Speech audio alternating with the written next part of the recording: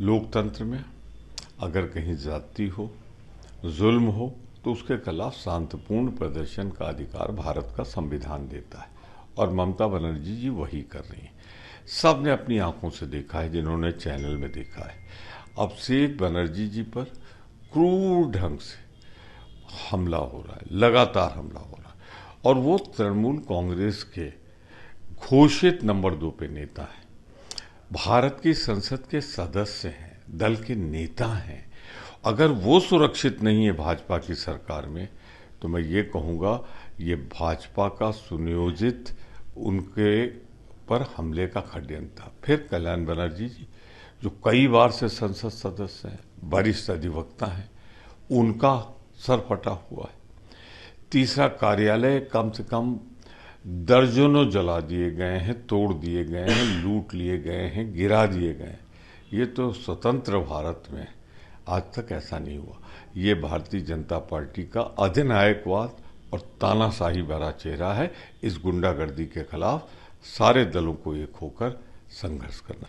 एक गैंग शिक्षा विभाग में धर्मेंद्र प्रधान जी के मंत्रित्व काल में चल रहा है, जिसका मुख्य उद्देश्य अपने लिए नहीं या किसी दो चार के फायदे के लिए नहीं, पैरेलल लूट का गैंग चल रहा है।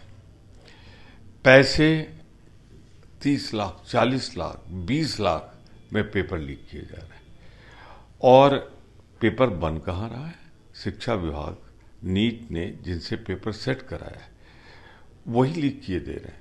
तो मैं तो मानता हूं एक पैरेलल लूट का गैंग है, और इसके लिए कोई जिम्मेदार है तो शिक्षा मंत्री, जो पिछले 7 सालों से शिक्षा मंत्री हैं, उन्हें त्यागपत्र देना चाहिए। अभी तक कहा नहीं है और सरकार ने नहीं कहा है। विद्युत नियामक आयोग ने जो फ्यूल रिचार्ज सरचार्ज 10% का लगाया है, विद्युत नियामक आयोग को वो सिद्धांतों और नियमों के विपरीत लगता है। तो उन्होंने एक्सप्लेनेशन कॉल किया है पावर कॉरपोरेशन से। जिस तरह उन्होंने स्वयं अपना रिमार्क में प्रथम दृष्टया जवाब तलब किया है, 7 दिन में जवाब मांगा है, और ये भी मान लिया कि 4 रुपये 94 की बिजली आप 5 रुपये 86 में खरीद के 92 पैसे का अतिरिक्त भार उठा रहे हैं।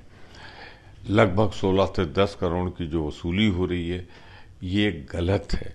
तो मैं समझता हूँ कि विद्युत नियामक आयोग ने जो प्रश्न उठाया है, उत्तर प्रदेश सरकार उसे गंभीरता से लेते हुए मेरा माननीय मुख्यमंत्री जी से अनुरोध है, इसे निरस्त कर दें, समाप्त कर दें।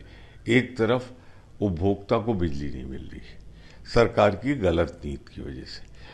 हमेशा ये एसेस करना चाहिए कि आने वाले दिनों में कितना बिजली की खपत बढ़ेगी, और उसी के अनुसार प्रोडक्शन बढ़ाना चाहिए। या आप खरीदिए।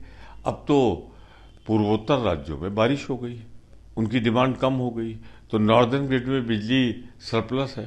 केंद्र सरकार उत्तर प्रदेश सरकार की मदद करे और इसे पैसा दे, जिससे बिजली खरीद के उपभोक्ताओं तक पहुंचाई जा सके।